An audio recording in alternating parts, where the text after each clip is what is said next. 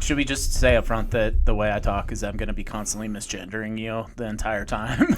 No, it's fine. Well, you know what's so funny? Literally, it's just like I am a woman, but the man, dude, and those are all fine. Just don't sir me. As long as you can find a way to avoid calling me sir. I mean, I regularly will refer, especially when I'm trying to be like woke, appropriate, non-creepy guy professionally. I will always refer to a woman as a dude. That's the other thing too, where it's like, yeah, like I'll take what I can get. Sometimes when somebody's like, "You're just like the most beautiful woman I've ever seen. Stay beautiful," it's like way worse. like sometimes, like that, because it's like there's two types of transphobia, which is that like, there's like you confuse me and piss me off, and I'm gonna kill you with rocks because my brain and my sexuality can't wrap my mind around you, or it's like this thing of like, oh, this is a man who thinks he's a woman, and I can get some. It's like that's always how it feels. Like a lot. Like I don't know. I get like chaser. I don't know if you heard the term is chaser specifically, which is that that makes there's sense. A type of guy. Well, Eddie Murphy. Supposedly a chaser. Do you know about Grant, that? Also a famous really? chaser, I believe. Hugh Grant's a dog. He is absolutely a dog. His new stuff is so good. Yeah, he's doing the what you mean? Isn't he doing like a Hollywood penance run? Like, doesn't he have a lot of like debts he has to make up? So he's like, that's why he was like a Oompa Loompa. And that would make sense because he shows up in some weird places. Like he was in that movie. Knives Out, Glass Onion. He is Benoit Blanc's boyfriend, implied. Oh. And he's in Heretic. Have you seen Heretic? No. It's pretty solid. It's a horror movie. It's essentially like a trap horror movie. It's pretty. It's not a spoiler. It looks like it from the very start. They're constantly being like, this is a trap. This is a fucking trap, right? Yeah. It feels like a trap, and then you're like, oh, yeah, in fact, it is a trap. Yeah. But it was good. I liked it. I would watch it. It has... Heretic, you said? Heretic, yeah. Yeah. It has Sophie Thatcher in it from Yellow Jackets. Yeah. I need to watch Yellow Jackets. I haven't seen that. Yellow Jackets also fucking fire. Yeah. That's actually... Yeah, Brian told me about... Brian was telling me about Yellow Jackets a while ago. Oh, fuck. What'd you do today other than getting here? Like, I did like nothing. I think, I was just getting ready to do stuff. I like walked I keep ending up in McDonald's, like just to get coffee before this. Sure. Like, there's like a McDonald's right beside here, and that's always fun. Like, I think like, because there's a repeating cast of characters that are there. That's a classic like, McDonald's here. It's a classic city McDonald's. It's everything. It's whatever you need. It's if you need to be, it's a legal office. It's like, I swear to God, that's the other big thing. Honestly, the amount of like phone calls with the lawyer you hear on speaker is really, really good. I mean, like, we're in the heart of it here. Where the courthouses and stuff. Wander on down to McDonald's and have your phone meet with your lawyer. Yeah, like I was fully laughing at The Less Fortunate the other day because there was a guy, and he was like homeless, clearly in a wheelchair, with one other homeless guy in a wheelchair who was like counseling him on his rights, and then there was like a woman with them, but the main guy was on the phone being like, and I need you to get me into a place that is going to let me talk however I want because I'm autistic.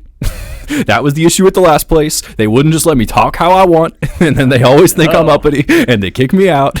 And it was like, I was like, you are negotiating so strong for a guy on the street. Like, honestly, like, that was like, it was amazing. I was actually like, damn, like, I believe he'll be fine. Like, relatable. Don't we all just want to be able to talk the way we want? Yeah, and then the person on the phone was trying to like couldn't get a word in just because of the friend who was like, and this is the problem. This is how they want the government. They don't want to help us. They want to take all our civil rights. And it's like, he's just so he's talking to this lady being like, here are my demands. And then like you work for me. Yeah. And I don't want Teresa to get anything. You hear me? like just that's a really nice bit of delusion when you're talking to your lawyer is probably healthy. Yeah. Well, it's like, I don't know. It's like, I will laugh at you if you are showing an insane amount of like aggressive narcissism. No matter, even if you're in a bad situation and you're really like, if I assume you're always like that, I'm gonna be like, yeah, okay, he got here through stubbornness. Yeah, people tried to help this one maybe. And there's just some like that's my moral judgment I made. Yeah, in the human condition in those situations, right? Like, yeah, you're not laughing at them because you're happy they're in a bad way, but you are happy about not happy, but you're laughing at all the variables that are involved, kind of. Yeah, exactly. In what world would I be sitting at this 12th Street McDonald's in this area, Pennsylvania? Yeah, listening to some unhinged dude yell at his lawyer. Well, especially because at one point he said something really touching. At one point he was like, so what? She abuses me. I guess I can go back with her. As long as I'm being abused by somebody, right? And I was just sitting there being like, wow. It's a whole new way to think about it, isn't it? I guess that's what love is. Accepting low-key abuse from someone for the rest of your life. That's what society is. Yes. We all agree to abuse each other. Make sure no one actually gets what they want. Well, and he was being okay. That's the other thing is actually it's funny when I think about it. Genuinely, he was defending himself well, but to an extent of I assume he wasn't being abusive, but it's just even to have that much strength to he's on the street in a wheelchair. It's you're not just gonna be can I come back? Can I park in the living room tonight? You're not even just he was still fully being I don't care if I'm out of the street. I got my friends here. He was hey, it's living the dream. Well, yeah, it was I'm truly, he sticks with me because I'm not sure how much of a victim he was, at least in that he was telling this lady that she can give him an apartment under these circumstances or I will stay homeless. Right, I don't care. It's way to not just take the handout for no reason. Not that I'm sure it wasn't a handout, but this is it's the what's the story that defines all Spartan society? They say that they say that Spartans are defined by the original guy. He some Greeks took them over and then he stole a fox. This young kid stole a fox. Oh, you don't know this one? Yeah, I was thinking it wasn't it wasn't in the movie. If you read a book about the Sparta, this is what they always talk about though. This is their founding myth almost. This is their George Washington cherry tree, which is that they were being oppressed, and then a young Spartan lad goes and poaches a fox, and then the Greek people oppressing them are hey, give up that poached fox, and he's what fox? And the fox is gnawing at his insides, eating him apart. But the whole thing is that he's Spartan, so you don't admit it, even if the fucking fox is eating you. His guts out. Yeah, that's what it kind of reminded me of, honestly. Those Spartan guys, they're intense. Yeah, it's I don't know, and I feel that's the problem with these sort of fascist myths, which is that it's no, don't sign up for welfare, don't vote, don't call your congressman, just sit there while that fox eats you. Right. just die. It's because you're a bad person and shouldn't be here anyway, right? That's the fascist myth. Well, that's oh god, that's you're not kind on of our why team. You don't deserve to be alive. I think that's everything we said about that homeless guy. He deserves to be alive. Sure, you know what I mean? Yeah, he 100%. deserves to be. He 100%. deserves to be alive and kicking around and calling people on the phone and raising hell. Yeah, and, I think that's I don't know if that's where you were trying to go with that, but yeah, I feel a lot of people genuinely. This is what you talk about when it's fascist politics, where it's a lot of people. It's you think the mentally ill should be killed, or or retarded people, or just what have you, or just if something's wrong with you, if you're not a good person, you should be if you're non-compliant, basically, in whatever, whether it's voluntary or involuntary, non-compliance is not tolerated. Yeah, totally. It's well, anyways, not nothing to wax poetic too strong about that. Bitching about the current political situation peripherally. That's literally again, I know this podcast is gonna have a political overtone, but just because of where we're at, it's actually funny. Sure, generally I would even have a conviction of we're gonna have some stances here, but it's just how can you even like hang out with people and not end up talking about like what is important, especially like right, it's actually, are we even talking about politics? Because I feel like that's the thing where like people are like at this point where it's like, hey, everyone needs to start, like the point where you could where you could not pay attention to politics is gone. The problem is now you need to start paying attention, because it's like, because if you're not careful, you will start signing off on like stuff that is basically a politic where it's like, where it doesn't agree with you, where it's like you said, like there's the whole type of politics where you can just be trying to protect your bottom line, but still end up on the side of people who are like, fuck it, if you get pushed to the margin and you starve, whatever. Should have saw that coming. Right. You know? Like, well, and there's a separation between politics and our actual like policies that our culture, that American culture like adopts, right? The politics is such a fucking Sunday NFL game aspect, which unfortunately has been completely removed from what's actually happening on both sides, I think. Frankly, I'm like apolitical right now and try not to watch the news, not in a like head in the sand way, but in a how can I be the most like valuable person that I can be on day to day, and like having a panic attack reading the news is not it, or fighting with people on Reddit.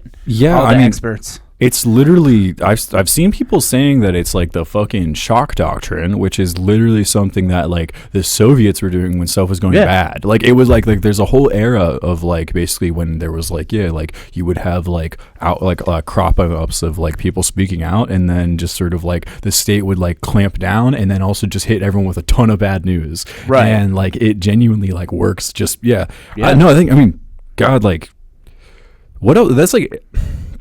What else are you even supposed to like do at a point, you know? You just have to like, seriously, keep your head down, try not to go insane, literally try not to have cortisol choke you to death. Right. And like, I just I mean, because I guess what I'm saying is like, that's your duty at a point. Yeah. It's like, it's not to like 3D print a gun and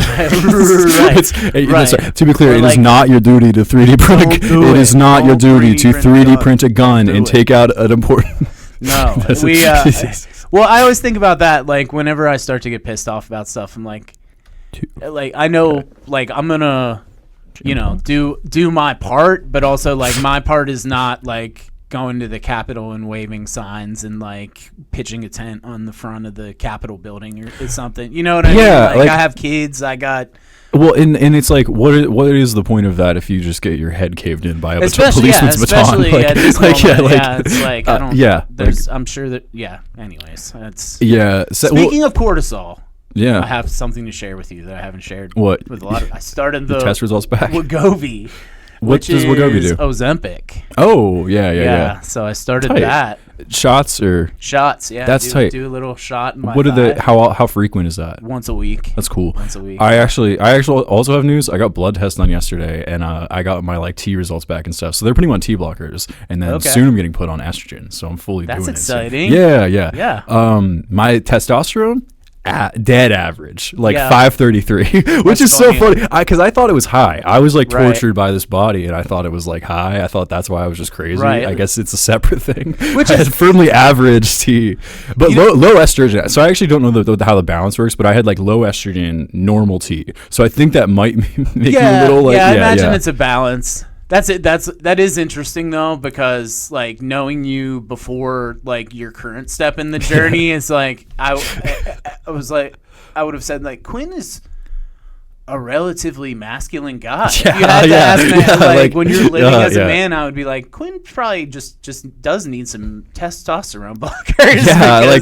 I should have tried it a long time ago. I didn't know it was like that easy, but well, I'm not on the T blockers yet, but I will be, so that'll be interesting just to see how like well, I'm curious to see whether just placebo or otherwise what difference that's going to make. It should though, like, because they were really talking about how they're like, no, like going from normal to like T blockers feels like like they were basically saying it feels like taking estrogen, like but so I should be on a shot in a month, so that's actually cool though. Hell yeah. So what is that, how long have you been doing that? I just started. I just took my first shot last week, and I do it every Thursday. I shouldn't share other people's medical information, but I do it every Thursday. Is that muscle, or how do you? What do you do? It's like an intramuscular thigh. Like basically, it's the same way you would do an EpiPen kind of. Oh, is it like it's what it is. Is it the subcutaneous? Is that? That's cool. Yeah. Yeah. But yeah, it's wild. Yeah, it's actually cool. So like so you have to do it's actually really funny. Everything I've watched, like where I'm watching a guy shoot up roids, that's also how if you just switch out for estradiol, it's literally, or estradiol, it's literally just the same thing. So that's actually cool. Yeah, so like they're gonna teach me how to just literally sit in my room and like just stick it in the inner thigh, which I'm so excited for. I don't know why. I've never had to stick a needle in my muscle and like get around and root around and like I'm kind of excited to like. Yeah, I mean, God willing, you shouldn't have to root around too much. Don't root around. I hope your doctor explains that part. Rooting around is bad. Yeah, literally. That's what they do on the battlefield when they can't find the source of the bleeding. Yeah, literally. Just oh my god. Yeah, Saving Private Ryan shit. Rooting around, just drumming off my bone. Yeah, yeah. Jesus. The fucking lady who was taking my blood, she poked my like left arm like I think like 2-3 times, and then the right arm just perfect. It was like so funny. I didn't even feel it. She was just like.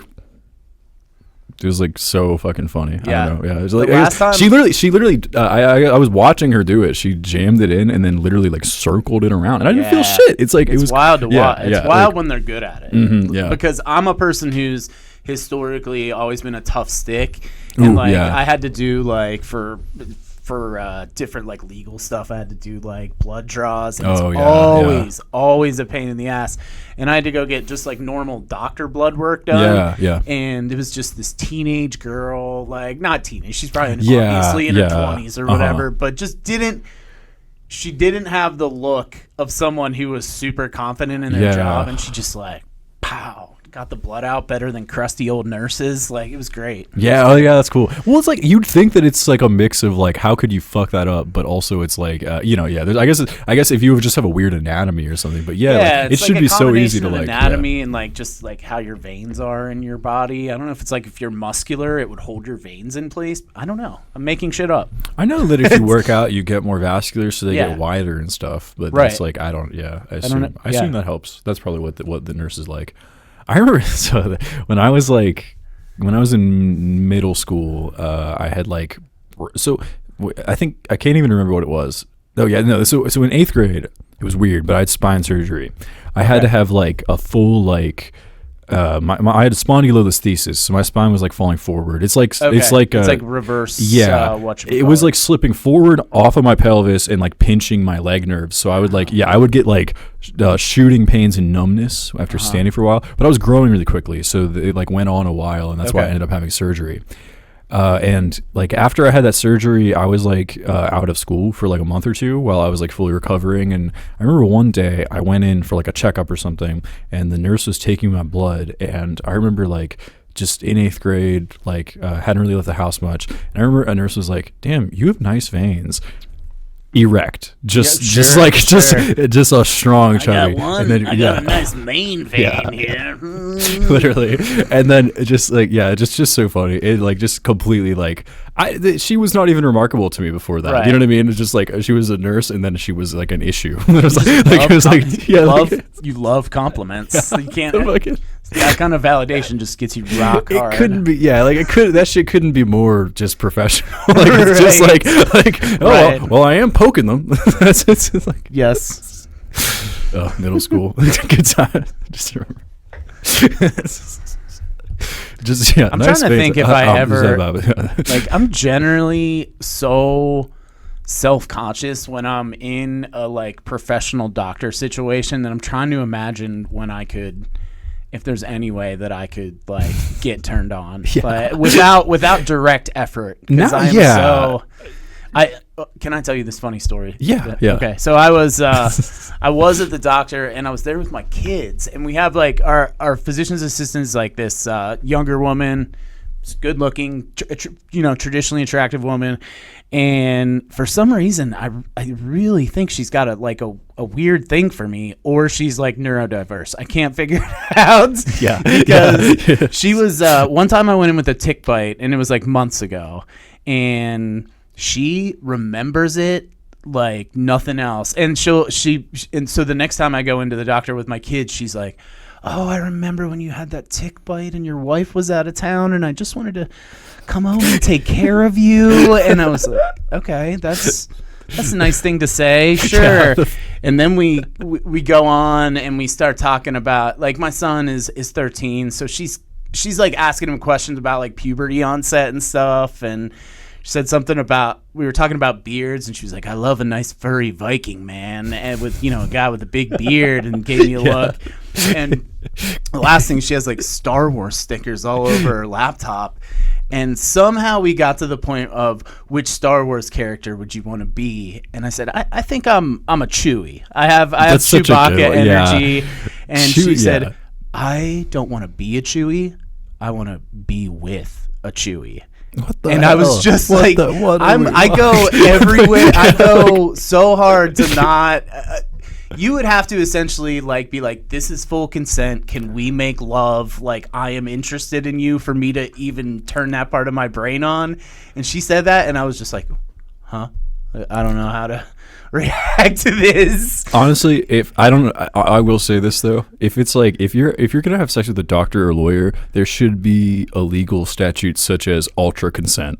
Right. Like those people. You know what I mean? Yes. Like I feel like those people know the game. It's like no, like I feel like it's like that's so funny to imagine. Like I'm also just picturing. Sorry, what fucking.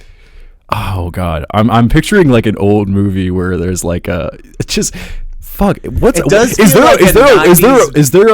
there a woman comes in to fully replace the wife? Like, sorry, what's the mistress replaces wife movie? I'm trying to picture that with your doctor. Mistress replaces like, wife. Do you know what I mean? Yeah, isn't there? There's got to be like a. I know there is one, but I can't. Yeah, that's. Well, they're making them now with movies like M3gan and Companion and stuff. So there was a movie called fucking Smart House. It was a Disney Channel movie, and it's like Disney Channel puts out a lot of slot movies, but I remember like this one I watched as a kid. It's like really prescient too. It's from the 2000s, but it's like they have Leela, the lady who plays Leela from Futurama. That she is like the AI that basically. So the mom dies. So the mom dies, and this family is like making it work with like parentified kids. So like there's like a parentified older brother and a younger daughter, and like then the dad's like, hey, I think I might start dating soon, and the kid's like, why would you do that? And then they win a lottery to get like the first smart house, and it's like a win for the kid because it like clearly like it's basically gonna replace his mom, but not replace his mom because your mom's just a voice. But the AI gets too smart. And starts like Classic and then AI move. But this is a Disney Channel movie, and I swear to God, the house turns a wall into a projector at the climax of the movie and starts showing the kids Holocaust footage and and footage of like strife and hurricanes and like Darfur war footage, and being like, why would you want to leave the house? It's safe in here. Like just like fully like. Was it directed by Nostradamus? The future. It feels like it feels like it was made by one of the scary like sci-fi directors. Yeah. Like it feels like Dennis Villeneuve made that. Yes. Smart House. Oh my God.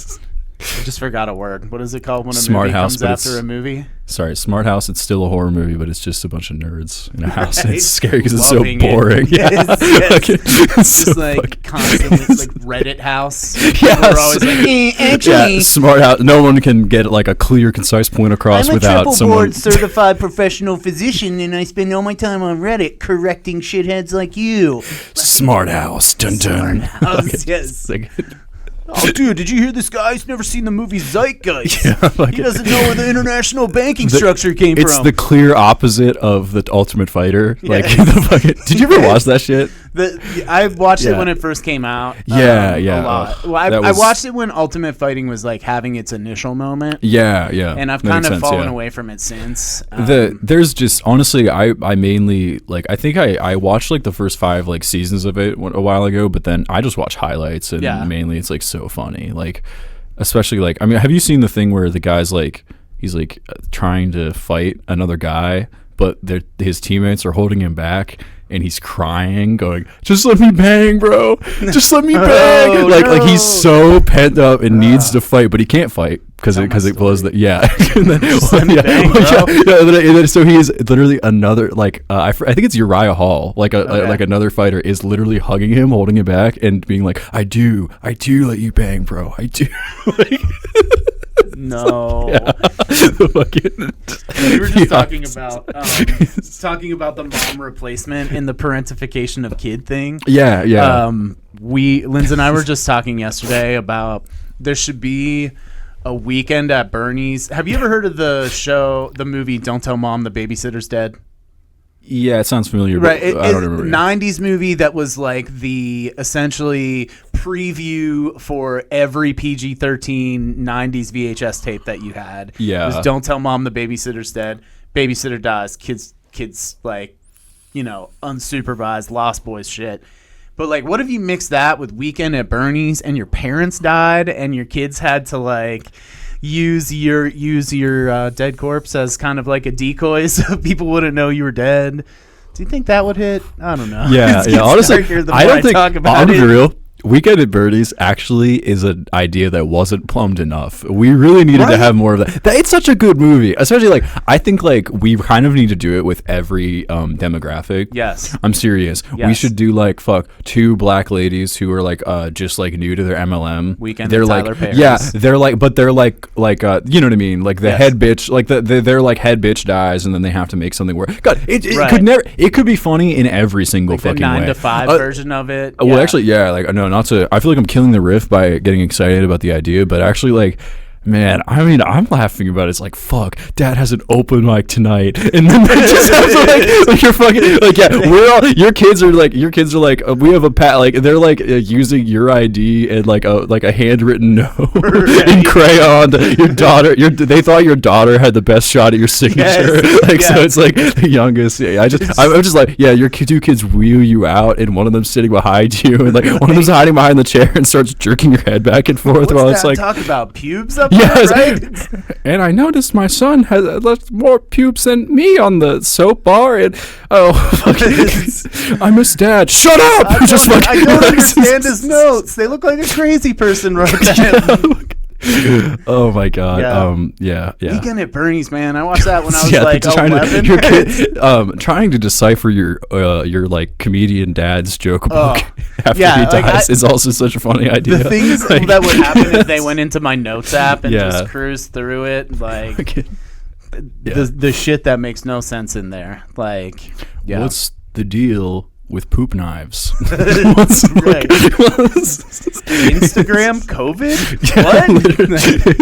Instagram COVID porn? What? Instagram COVID porn. Yeah, okay. But there is a scene. I gotta say this out loud because it may have been something that I imagined in my life. But there's a scene in it's either Weekend at Bernie's or Weekend at Bernie's 2 where somebody makes love to Bernie's dead body. It's got to be 2. I don't remember that in the first. I don't remember that in the first one. There's like that would have made me be like, this is a bit too much. That would have made me. Even as like a small child, I was like, I don't think it works that way. I don't think that will work. Like, yeah, I don't think you could put falls in love with Bernie's corpse and then takes him home and makes love to him. Yeah. Tell me I'm wrong. Did they listeners. Did they melt the Cialis under his tongue? Like, I'm just like, does that still work? Like, I'm just so. Mortis? I don't know. Yeah, like, I don't know. I think even it was the first time, and this was a real 90s movie. That would be trope. getting that dick to work is some house that Jack built type shit. Right. Like, I haven't even thought about it. See, you're already making me think about it too much, and I hate it. Now. But there's even a scene, which is a thing that they would always show you in 90s movies, and it like never has happened in the real world, of like a woman like taking off her shoe under the table and like tickling Bernie's balls with her stocking feet. And this happens in many a movie. And it's never happened. I'm not asking for it to happen, but I mean, wait. So what are you saying now? You want more of that, or what are we? We kind of got really quite lost. I'm just sort of mentally revisiting Weekend at Bernie's and remembering all the things about it that confused me. It was just those two. I think things. that's Weekend at Bernie's too. Okay. I remember that like the chicks still dig Bernie when he's dead, and that's kind of the joke. But like it's this whole thing of like no, I don't think anyone fully like has sex with the corpse, especially because they really are playing with like how it's hot and like it's day 3 and like he's starting to flies and like like it's kind of the whole joke is that he doesn't do anything active. Like, no, I gotta maybe he does. Maybe I actually blocked that out. It's really funny. I gotta revisit Weekend at Bernie's. Yeah, me too. Again, it's such a good like buddy comedy. I think also separately like people. I don't even know who those two actors are, but the buddy comedy is really good. Like that's Yeah. all. They did a really good like Twins. Yeah, yeah. Oh fucking yeah. What's my favorite like? No, I was gonna say one that is absolutely. Oh, Rush Hour. Rush Hour is like my favorite. Never seen any of You've the never Rush seen, Hours. You got to see the first Rush Like Hour. I've seen It's the like, memes of all the Rush Hour stuff, and I know like do you understand the words that are coming out of my mouth? Yeah. That's all that stuff. But like I've never watched the movie cover to cover. It is like honestly, I mean, I don't know if you're just sort of like really like if you like a format of Chinese joke, black joke, Chinese Right. joke, black joke. Why is John Cheadle dressed like a Chinese guy? Like, do you know what I mean? Like that's the sort of setup it has. Yeah. I don't know. I don't know. It's been beaten out of me to like that enough by now. I don't know. This is not really a buddy comedy, but Face Off. Oh, one of Face the greatest Off is movies so of all good, time. He's got Face my Off. face. Little Man Tate with Jodie Foster and Oh. I'm more just thinking of all the movies that I watched at this childhood friend's house when we were unsupervised and they had like HBO. Yeah. Little Man Tate, Weekend at Bernie's, and Twins. Do you have like a comedy movie like that's like a guilty pleasure? Like at least one that like one that you just love that like a lot of people would say like Dumb and Dumber. I like Happy Gilmore a lot, even though that's like no one. That's like the second most like I feel like everyone mentions Billy Madison first, but Happy Gilmore for some reason gets me so bad. Like just the Carl Weathers being like, "It's okay, Happy. I got my hand back.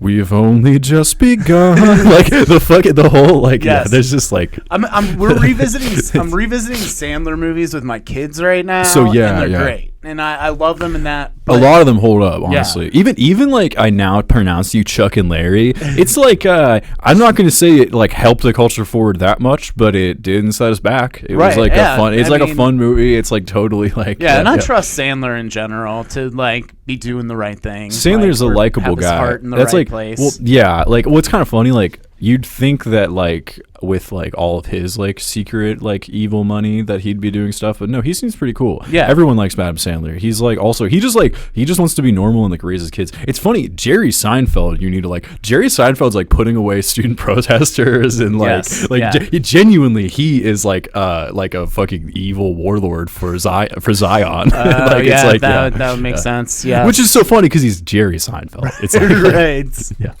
Jerry. Yeah. Yeah, what was I just talking about? At Sandler. Oh, you asked me about a comedy movie that's a guilty pleasure of mine. Oh, yeah. Man, I'm such a sucker. One of my favorite comedy movies is The Great Outdoors with Aykroyd and John Candy. Have you ever seen that movie? No, I've heard it though. And actually, I really should watch that because there's like a lot of old ones that I like. Oh, do you know Watermelon Man? No. I might have told you about this. It was like I think it was on like Criterion during February because it was like Black History Month.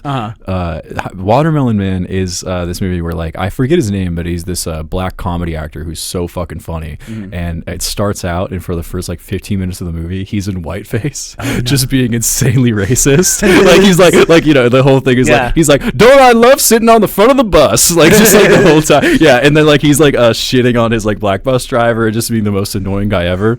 And then one day, he wakes up in the middle of the night and he's black.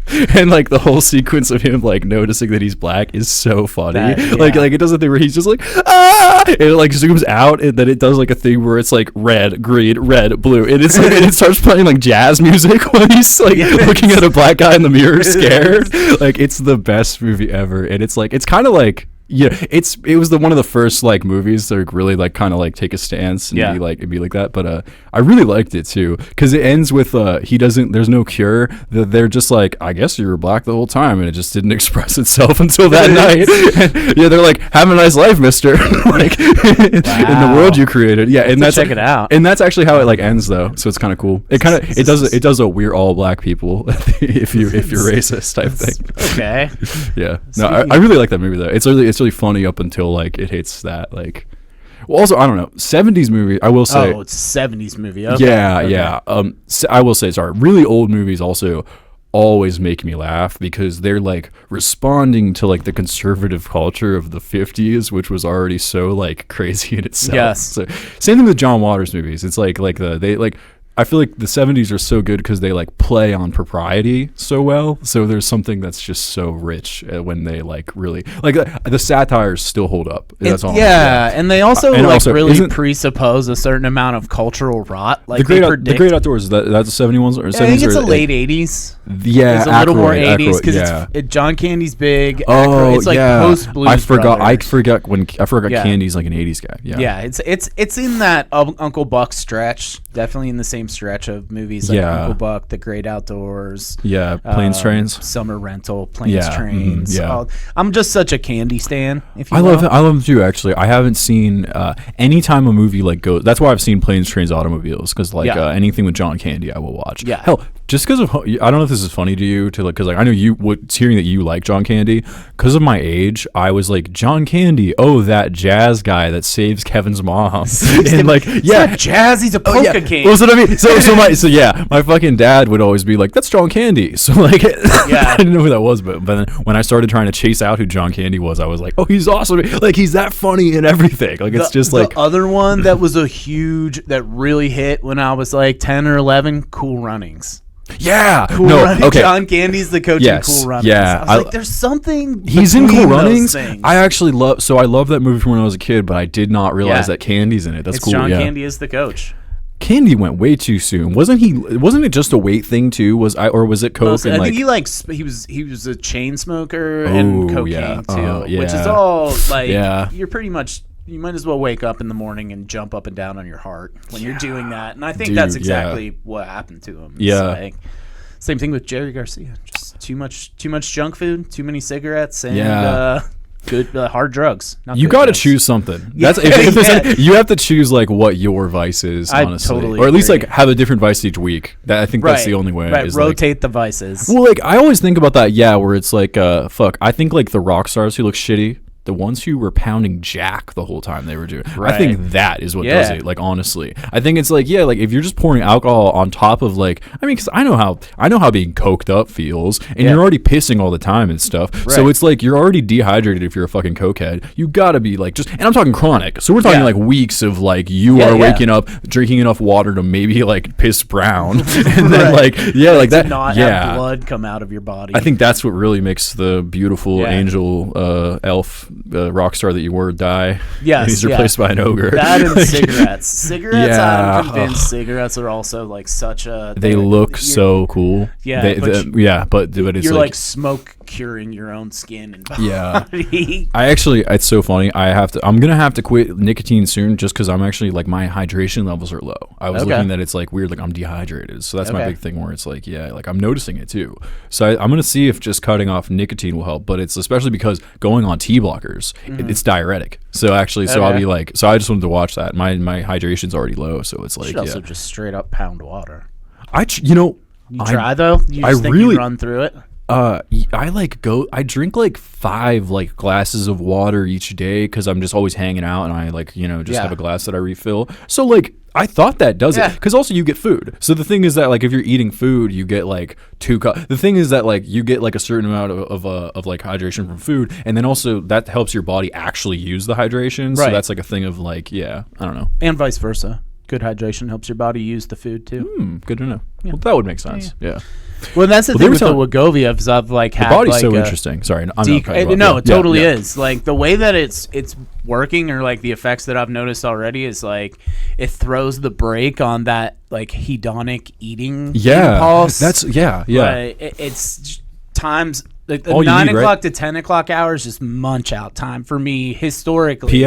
PM. Yeah. 9 That's o'clock. so like tough. Dinner to bed is like I might as well just be eating continuously from dinner to bed. But this is really like shut me down on that to the point where that's awesome. Like I'll think about it, but I'll also be like, no, I don't think. So you can eat what you want though, right? Yeah. Like more importantly, hell yeah. See that actually, when I was a cokehead, that was like part of my. I was actually eating good because I would force myself to eat, but I would literally be like, okay, I'll get this much variety. Like I was actually pretty good where I would literally just be like, I'm gonna eat this much chicken, I'm gonna eat this much vegetable, and lining up your macros. You literally, but I would force myself to eat that much and then still do coke because I had. Well, it's kind of funny.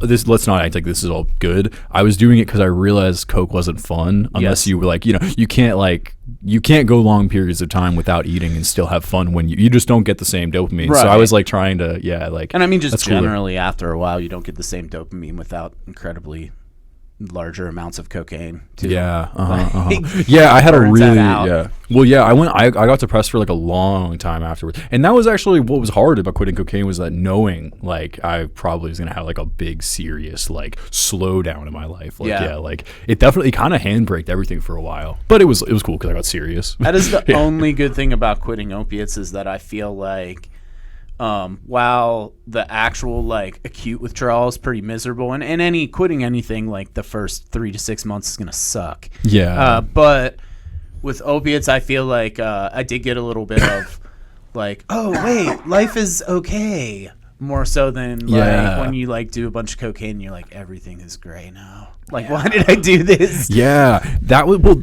so that was, I remember being a cokehead really sucked, because like I wasn't like going out to bars, and like I didn't have like a whole thing. I was like, especially there was a point when I was trying to chill it out, but I was still doing coke. And I remember I would just like be alone, and I'd be like, all right, cool, I'm gonna do coke and like write a screenplay or whatever. Sure. No.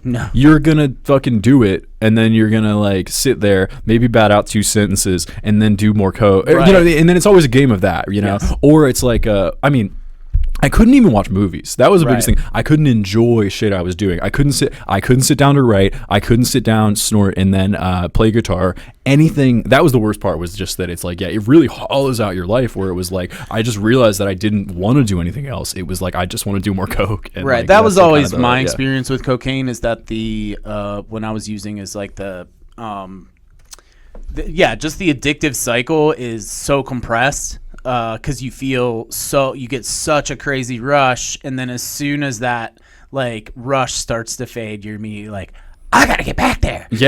Which is like, even other drugs are self-limiting in a way that not often, there aren't that many other drugs that I've experienced that give me quite the same right up front, like, well, I just got to do more in 3 seconds. I mean, I think like what would be scariest too is that if you have a job where it works, right? Like I think that's honestly the worst thing, where like I don't even know if I would have quit if I hadn't had like a lapse in employment during that time. Speaking of the 80s, fucking, oh my god, it's what Wall Street's about, isn't it? Just doing cocaine and being rich.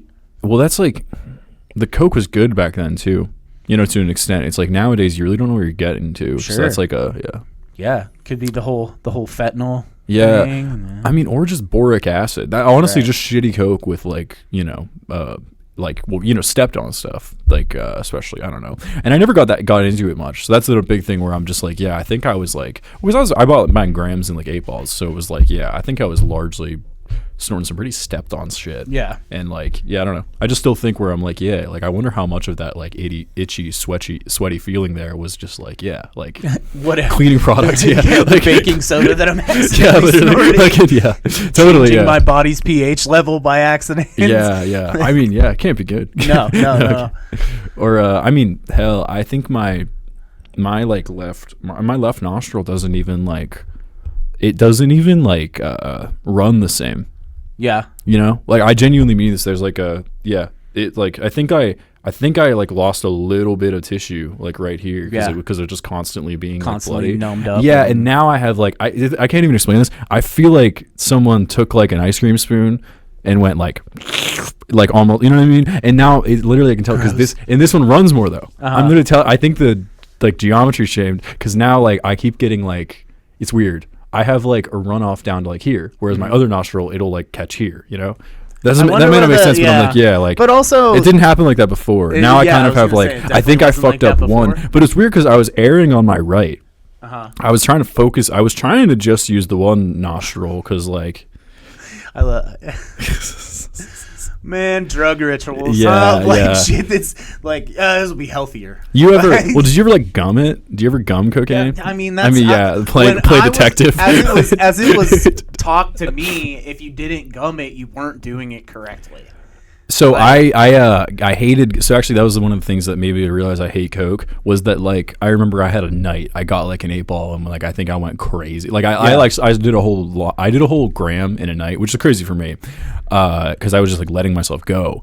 And I remember that like what the fuck was I saying about this? My bad. talking about. Yeah, what were we just? I just blanked out. I was following your. My bad. Yeah. Well, I was talking about how I did like a whole gram and then gumming it. We were talking about gumming it, right? Yeah. So I remember, I remember I like really was like doing gator tails. I was having fun chopping it up. So I remember I fully like licked the knife I was cutting it with, and then I like just did like a full like schmear. You know, I got a good. That was the worst night of cocaine use, because it was also I did a lot, right? But I remember when I was trying to get to sleep, man, dude, yeah. So I'm trying to go to sleep, and I already grind my teeth and stuff. So I like didn't have an issue grinding my teeth, but I couldn't stop clenching them and rubbing my tongue. Like my tongue wouldn't stop like whipping, you know, and I couldn't stop like just rubbing up against the front of my teeth. So I'm like trying to get to bed. My tongue's like repeatedly getting sore and like opening itself up, and I try to get to bed, and then my body does it, and I'm like, ugh. And I keep like, and there's nothing to even do. Me this part of the story too. Yeah, it reminds me of like, oh man, I hate when I drink coffee after 2:00. Yeah. Why can't I sleep at midnight? Yeah. Also, my shit was methy. There was a little meth in that coke for sure, because like I was like seeing stuff that's like I would get visual tracers after a long night. That's not like normal. No. You know? Yeah. Which I mean, I get acid flashbacks or whatever too, but like that it was different. It was definitely different. Or I remember trying to get to bed and then just being like, did I just hear a lady scream? Did I just hear a woman scream? No, I don't think so. And then doing that where you're like, I don't actually think I heard that. Yeah. Like it's like I think I just got the notion that I heard that. Like genuinely like border of psychosis stuff. That's more like psychedelics always did that for me. Of like when I would finally try to go to bed. Yeah. You know when you go to bed too early and you turn off all the lights and you lay down in bed and then you're like, oh, I'm totally still tripping in the dark. Yeah. I've gotten used to processing actual visual input, but now that there's none, my brain has gone buck wild. Yeah, man. I remember being on acid and like accidentally turning off the lights in my room and then freaking myself out and literally just being like, okay, don't move for a bit, because I like just randomly getting just like breathe. You're alive. But it was actually nice. I remember like probably freaking out really bad because I was taking too much, but I was in my room trying to like not be loud or whatever. Yeah, and I remember just being like and spending like an hour creeping from my bed to like the light switch just to see if like, you know, because I was so scared of like, you know, just in that like tripping state of like, don't wake up Steve. Right. Big Steve's gonna get your ass. We're gonna have to converse. It's gonna be weird. Yeah. The fucking there's like there's this meme where it's like, I forget, it's like Jimmy Fallon, and it's like somebody edited it so it like looks really psychedelic, and someone's like quick, don't think of your stepdad, oops, you thought of him, he's coming home right now. Like you're fucked. That's amazing. What time is it? Nice. 1:57. Awesome. Shoot up an hour. Yeah, awesome, easy. Probably shouldn't reference the time while we're doing it. Doesn't matter. No, that's actually that's interesting. It's like no, it's so funny. I keep forgetting to switch the cameras. There's like a me camera and a you camera, but then I don't know, I keep forgetting. Yeah, it's just really funny. Yeah. I need a third person on it, but it's like as of right now, until we get like, I think that's why people have producers and stuff. Straight up. Take care of, focus on that shit, so you can just focus on talking. Yeah, honestly, I'm not too concerned about it. I feel like hear me out. It's like I'm gonna keep doing this until it gets any form of traction. I'm gonna more or less keep it at this level, because then I can just it's easy. I can keep doing it. I can figure out what the hell I want to do, and then I will probably look for like setting up my own studio or something. And if I set up my own space, I will fully look for somebody to like hire. I will pay them something to do it. But I mean, hear me out here. I feel like if I just keep progressive, we're just talking podcasts. I feel like if I just keep progressively like upping the like production value, we'll actually lose people in a weird way. You know what I'm saying? Like I want to kind of keep with this setup, get people used to it. Kind of like where they feel comfortable coming here. And then I was gonna, so I was like, so any of those big changes to the format. But that's the other thing. The other thing is we're so early on. So I think podcasts are like there's a DIY aesthetic about them anyway. So it doesn't need to be. As long as you can hear, and as long as you like have the option like to edit in visuals or like use visuals you want, like that's all you need. Well, that's honestly the biggest thing is we don't need it right now. There's nothing going. I mean, if we had 3 cameras and then we're like doing other stuff, but that's the other thing of like, if we're ever live streaming, I'll need a producer. I think that's the other big thing too, where it's like, because we can stream right through that. That's like, like we can totally just do that. We could be getting our stream reactions. Yeah. Oh my God.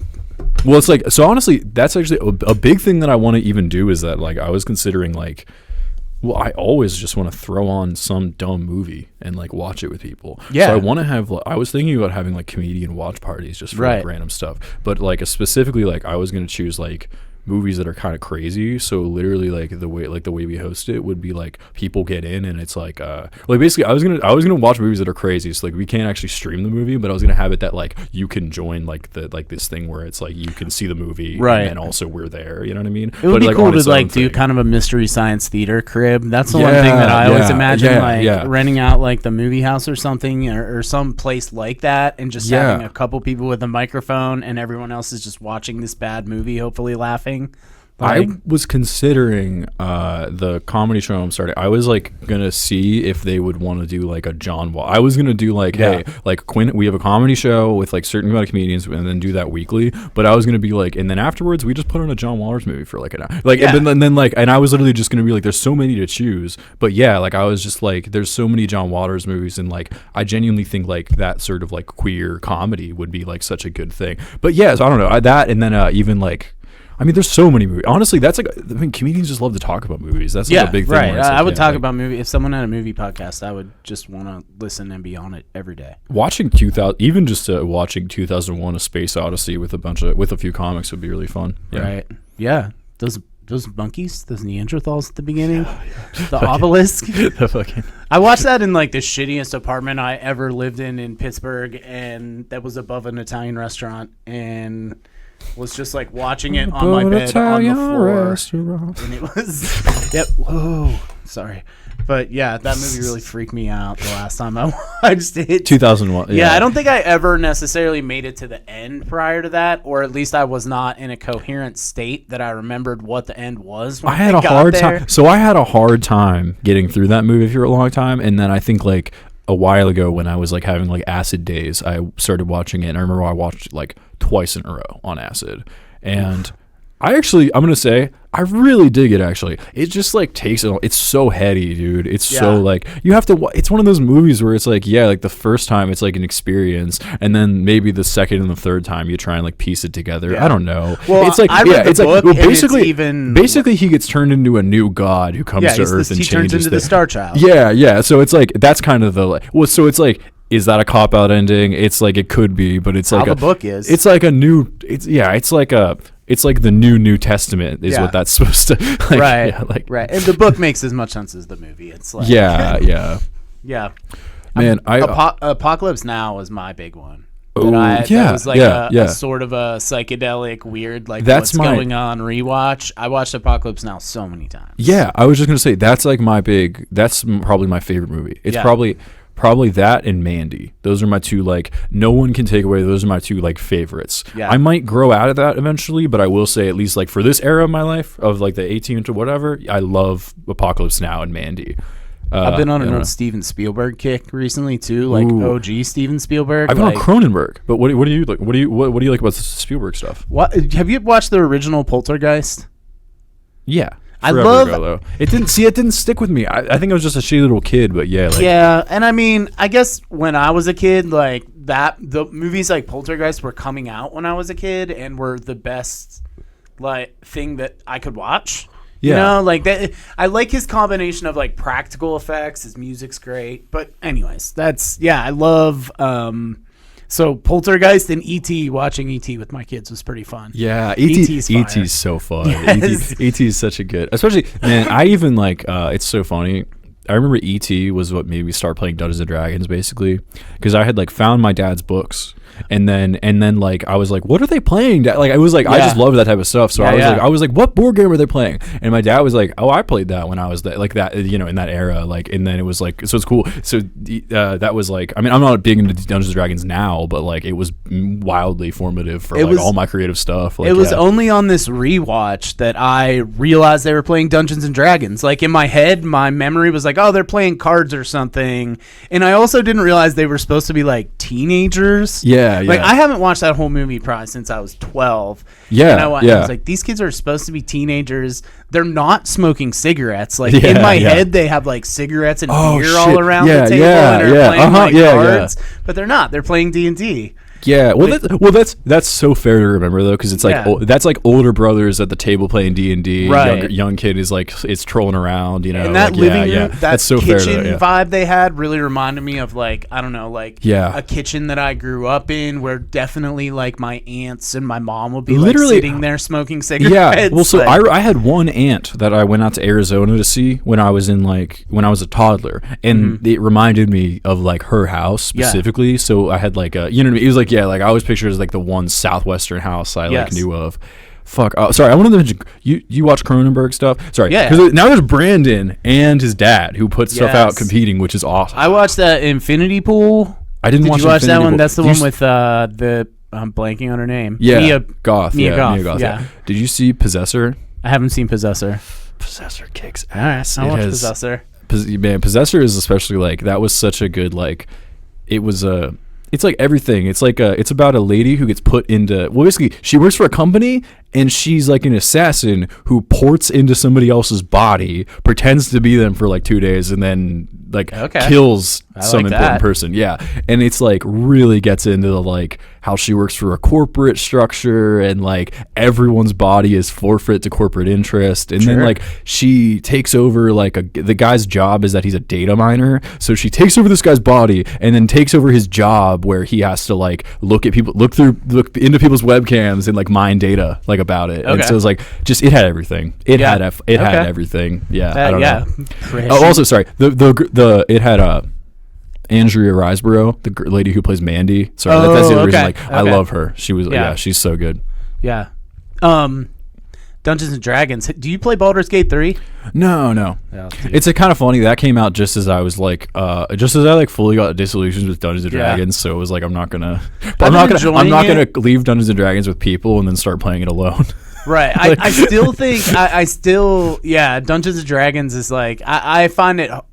I'm like a more black and white, like concrete person or something. Yeah. So there's like too many options in Dungeons and Dragons, and it's too abstract when you're sitting around playing with people. I've also never played with like a great dungeon master or anything, but like that's like I feel like that was always the thing where it's like, so I would get like more so I guess that was the sort of thing. There's like a stock D&D campaign that like you sort of see like you see like tenderqueers play it and like just this sort of like, but I don't like it. It was weird. It carries over all these like Jehovah's Witness ideas of fantasy that Gary Gygax had, and then like it kind of like met the like SJW stuff. So like I'm gonna be honest, like I don't like D&D because a lot of the time it becomes this thing of like the dungeon master has some idea, but a lot of the times they don't have a creative idea outside of let's just get this campaign to happen. Right. And then like I find that like the couple times I've played, the long term gets lost in the week by week. That's the biggest issue that I have with D&D. Sorry, I cut you off. Though. No, that's that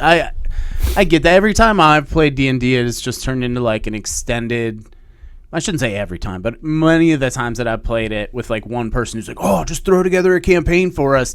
It's turned to this like extended, essentially guessing game of like what the person who's the dungeon master made the goal. Yeah. You know what I mean? Like as opposed to like living in it. Yeah. Just okay. Like, so for me, I had like a campaign going that was like really serious. Right. Like, I remember you putting it together at the shop, like talking about it. Like, I was really proud of it, but it had like so much going on. You know what I mean? It had so much like it was like dark fantasy, but also like I had just set up like a pretty like grim dark like sci-fi bleeds into fantasy world, and like like it's actually funny. A lot of like I had people leave my campaign because I wasn't main charactering them enough. I actually felt that I had fully just sandboxed it, but they were sick of trying to live in this like sandbox. Yeah.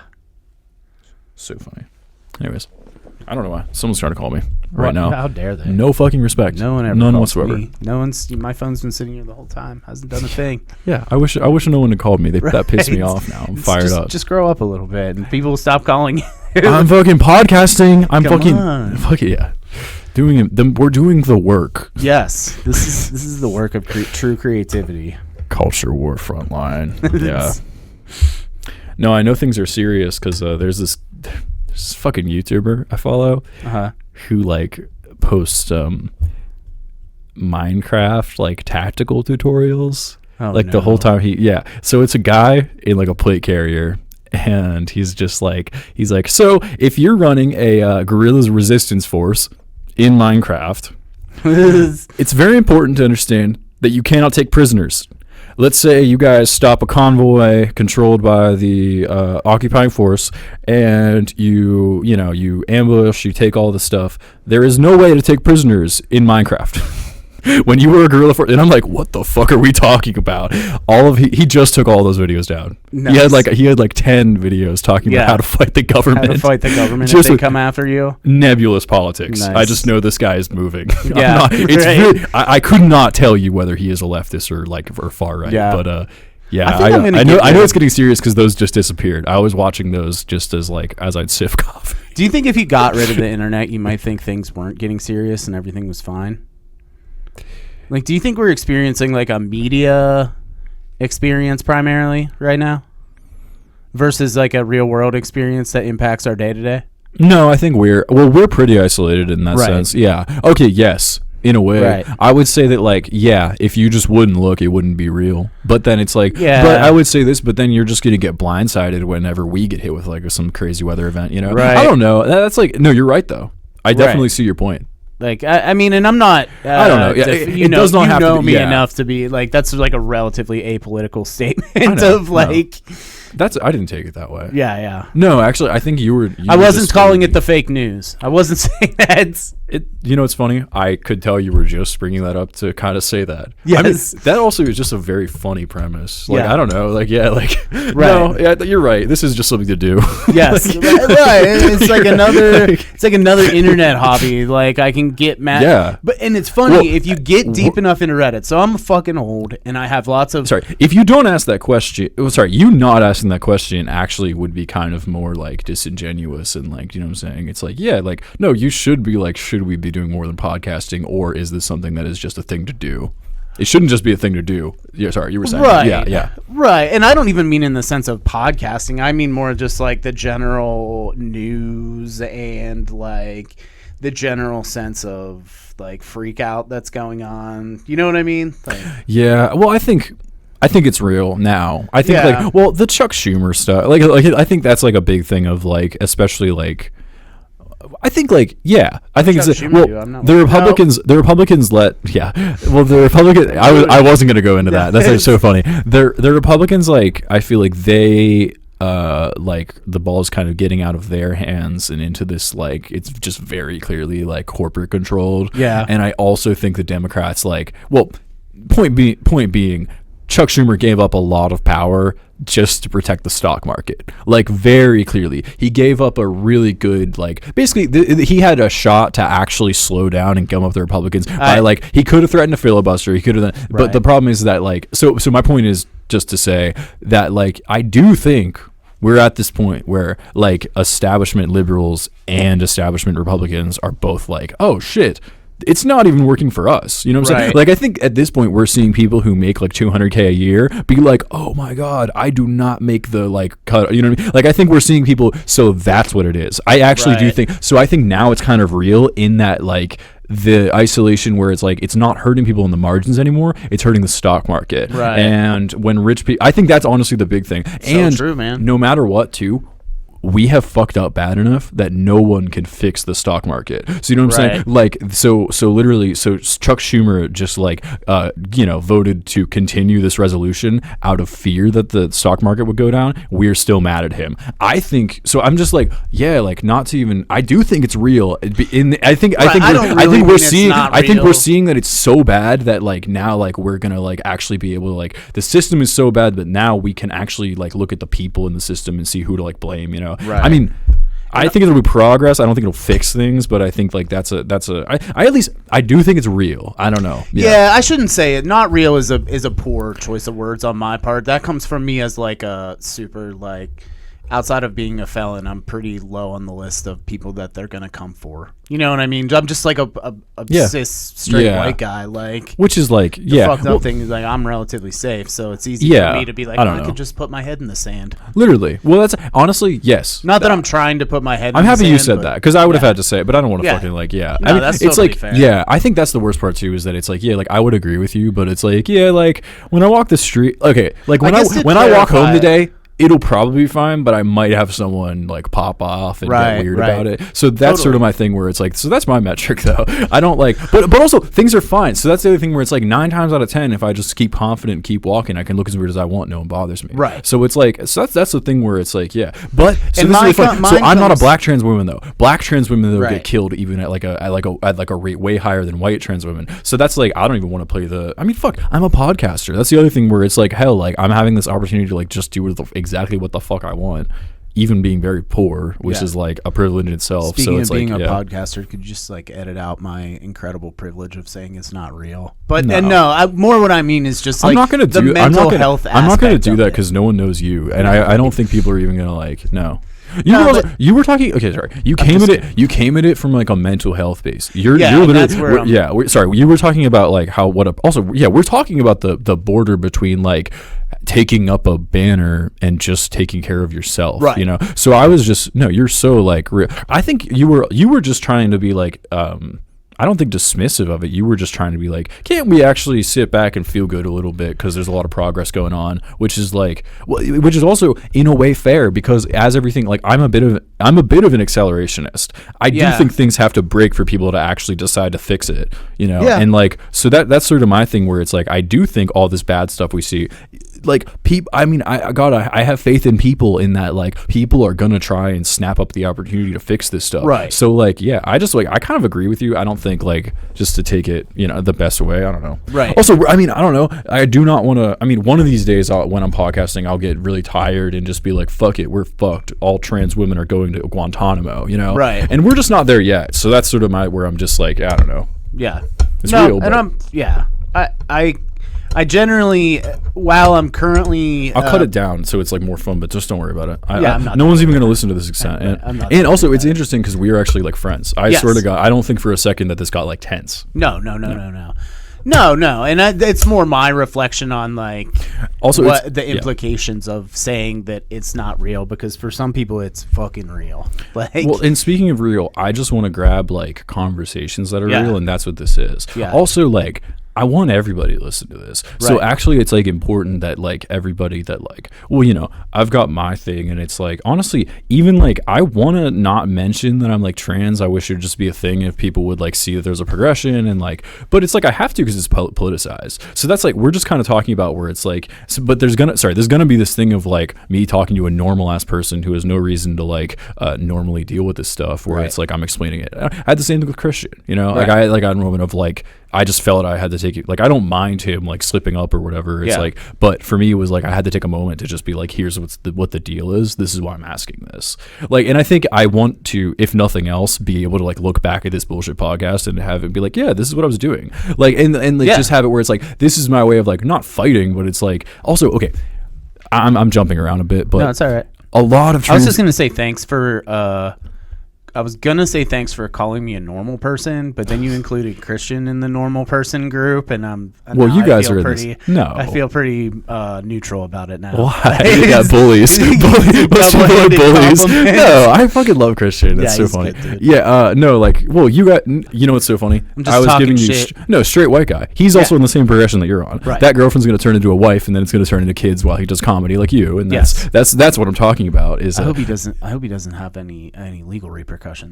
Yeah, I know. Well, sorry, as I was saying though. Sorry. Yeah, like, so for the record, I support all trans women, but especially like when you're talking about like transition and stuff, it's so personal, and so like a lot of them get really like touchy and close to the chest about the transition and stuff. And I actually perfectly understand it. You know what I mean? You're kind of willing to take the like misgendering and stuff until you like put effort into it. And then so much of your life has been about trying to just make this work. And then like, you know what I'm saying? So like by the time you see a trans woman freaking out for being misgendered, she's gone through a lot.